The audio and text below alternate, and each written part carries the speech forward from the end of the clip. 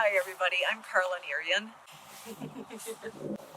I am a Minnesota Master Naturalist Educator, and a member of the Bluebird Recovery Project. I am living here in Ramsey, Minnesota, and this opportunity here today, while we're out in this beautiful site, is a substitute for the Bluebird Recovery Project seminar that we had scheduled on Earth Day. And our purpose is to introduce you to bluebirds and also to take a look at the needs of this bird's habitat and to provide viable nesting sites for this bird. We are lucky enough to have bluebirds here in Minnesota. Bluebird habitat here covers the whole state, from southern Minnesota all the way to northern Minnesota, and the eastern bluebird is native to Minnesota. Oh, I can tell you the moment that I was aware of bluebirds. Actually, there were two incidents, and I was only about 7 years old, and I lived in southern Minnesota, and at that time we lived in an old farmhouse, and there was a grove of oak trees, so oak savanna, and I had never seen a bluebird before in my life, but I saw a bluebird going into a cavity in an oak tree, and I knew immediately that I was seeing a bluebird for the first time. I've never forgotten that, but I don't remember seeing bluebirds after that point until in the 80s when I was relocated or was an adult living up in the Anoka area, and I was on a farm property, and this man came along on a bicycle with a hat very much like the one I'm wearing now, and he asked the people who owned the farm if he could set up some bluebird houses on that farmland. And they talked about this person as being a peculiar old guy who was riding around from property to property with his bike asking to be able to put bluebird houses up. He came back to that site on this farmland, and he monitored the bluebird houses. That man was Dick Peterson, who is the namesake of the Peterson Bluebird House.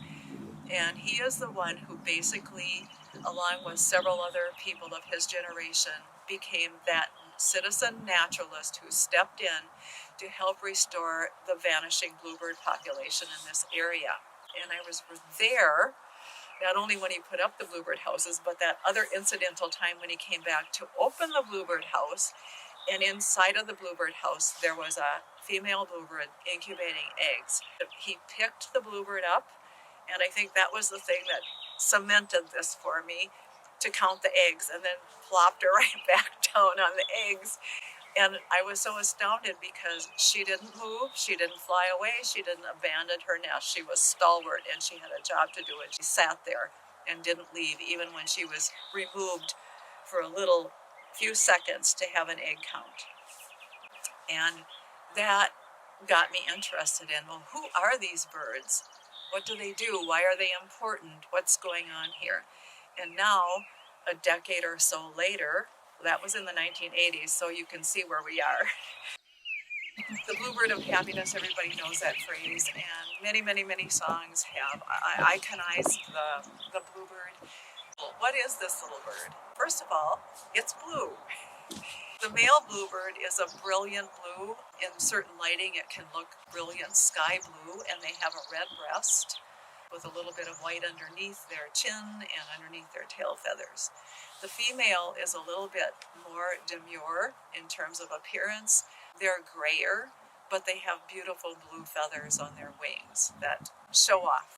The male bluebird will arrive sometime in March here in this area, and March is a real odd time of year because it's seasonally changing.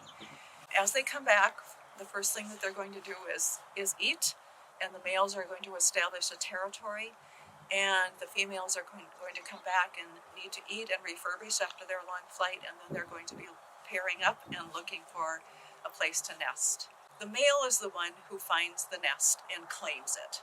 And typically, when the male finds a spot that he wants to claim as his own for his lady, he will put a little piece of grass in the nest, or maybe even a pine needle. But it's like staking my territory. This is the place. This is our house. The females come a little later, maybe about 2 weeks after the males arrive. Toward the end of March, first week in April, depending on the weather, of course, we have an earlier spring this year than we did last year. Their first activity is to find something to eat. And since they depend on insects and they're coming back at an iffy time of year, it's been really hard on the bluebird population. From one year to the next, it is not uncommon for 40 to 70% of the bluebird population to die in migration. That's a huge significance to some of the things that cause the disappearance of birds. We are in climate change right now, so this uncertain time of year as we get into spring is really a tough time for bluebirds.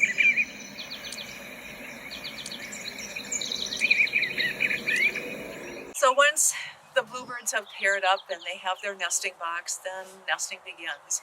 The bluebird nests are made typically out of grass that's woven together, and it's a nice little round nest. It looks very symmetrical, and it has a little cup inside of it right in the bottom of the nesting box.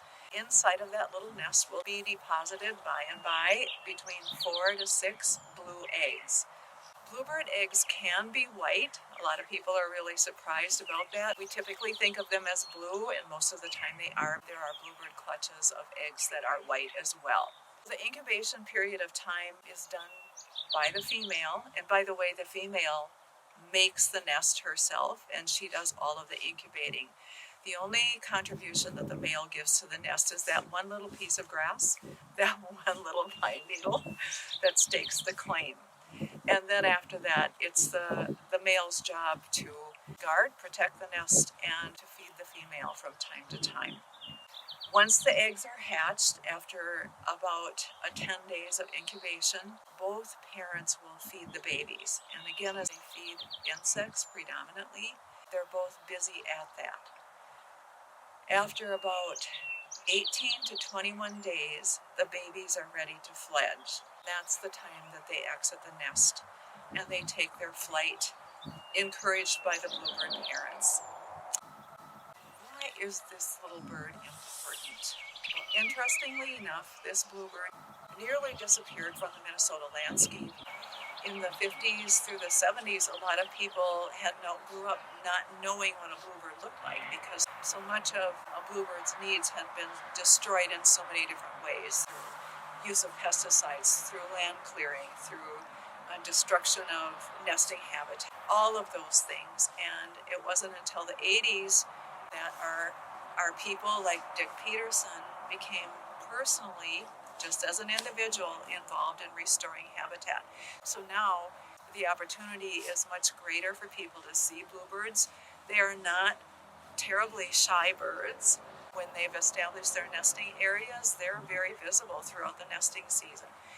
The bluebirds really love the oak savannas, which is a wide open sort of mesic area with grasses and some large trees interspersed. That would be a bluebird's probably choice of habitat, something that's wide open with some larger perching places, which would be the large trees, provide the nesting habitat.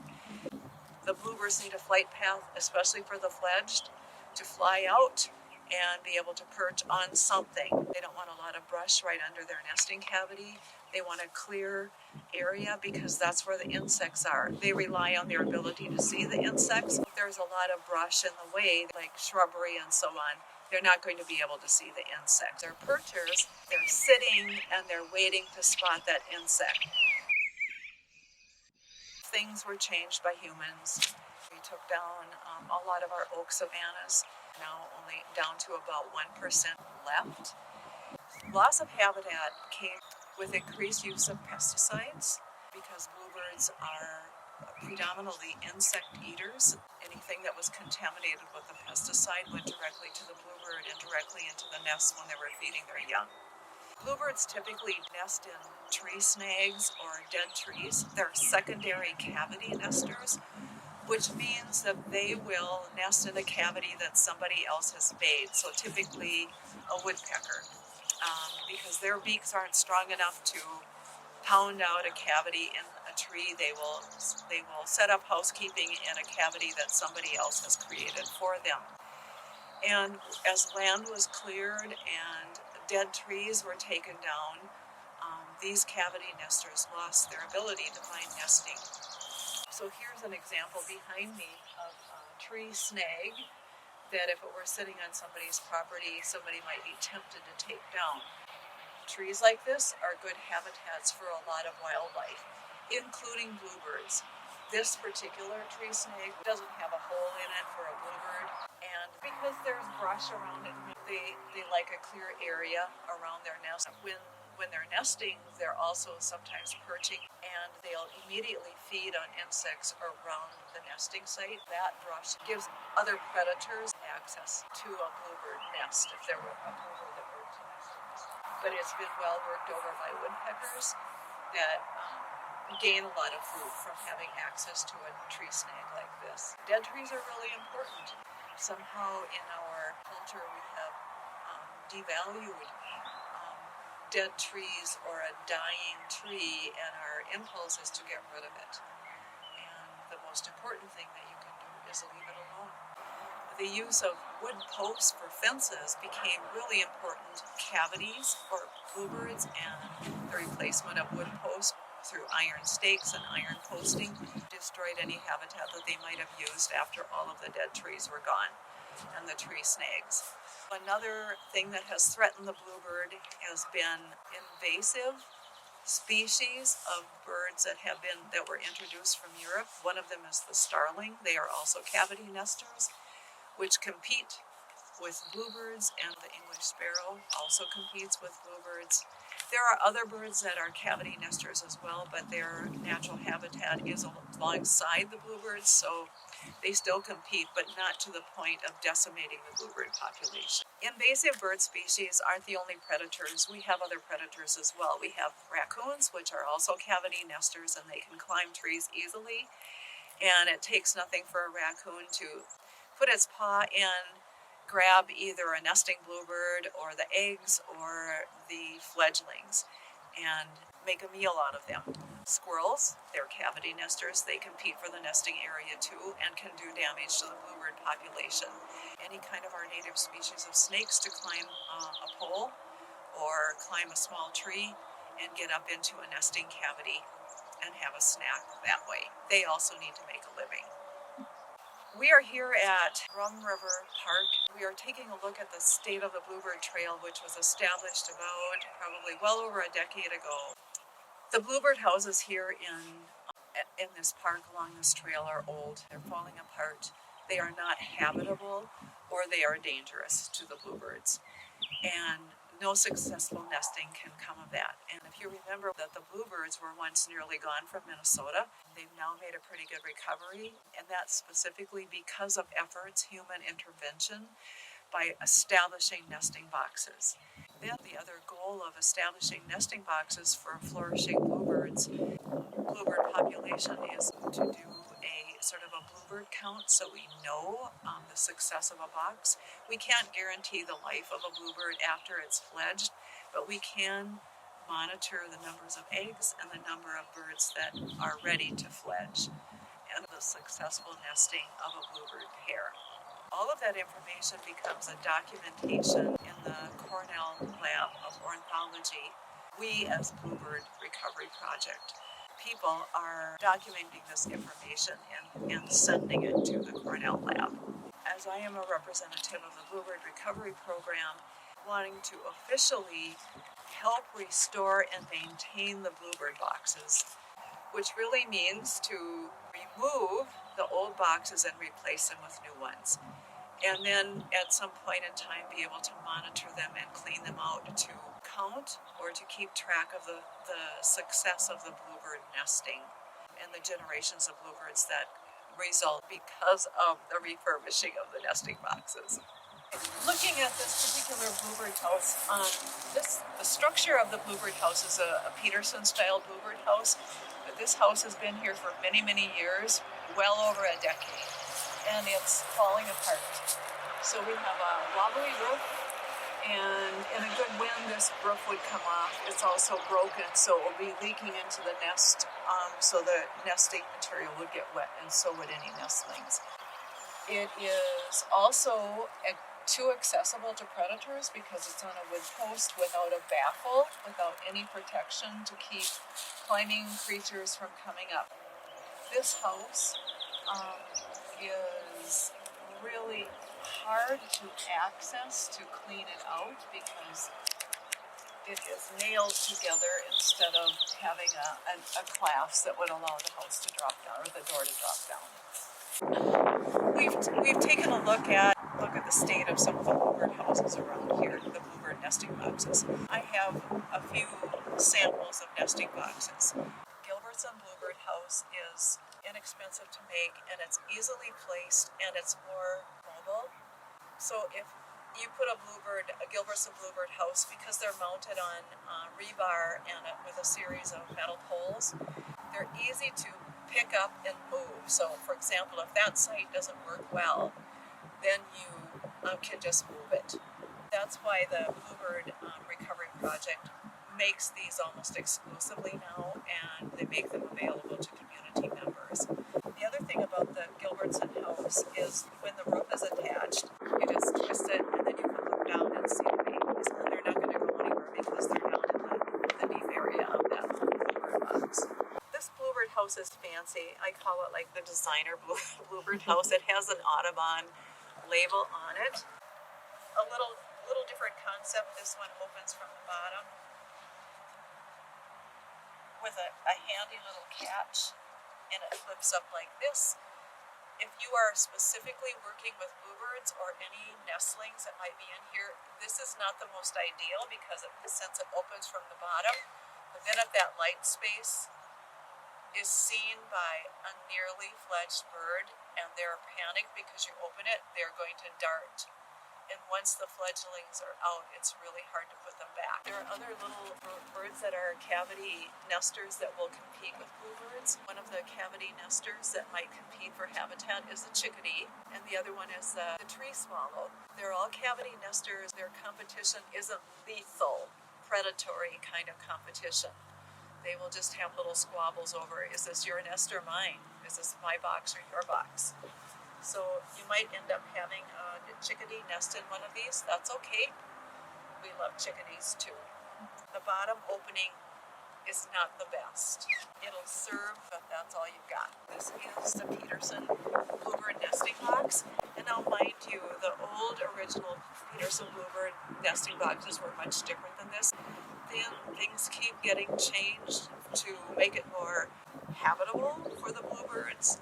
And this is what's really makes it accessible. You've got one nail here that is the stop that keeps the door from collapsing. The door comes down like this. If you open it and there are babies in there, the thing about opening it from the top is you open it cautiously.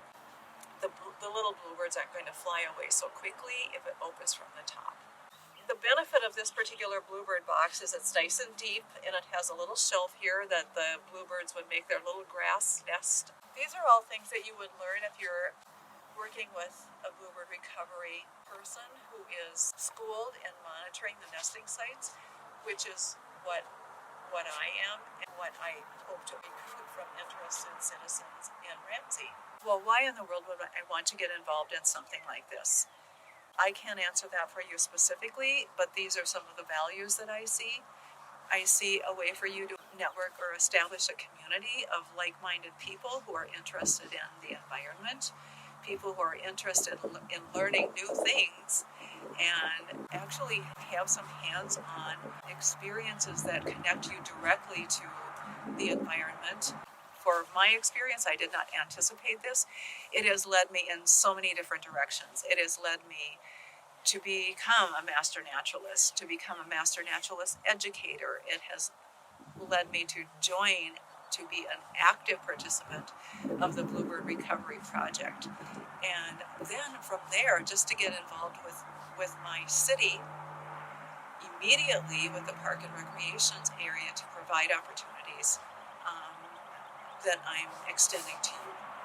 So when you're taking a walk in a park that has a bluebird trail, You'll be more knowledgeable about this particular bird or the kinds of birds that inhabit these nesting areas. It gives you opportunities to have more conversations about what you're actually seeing and experiencing in the park beyond the pathway.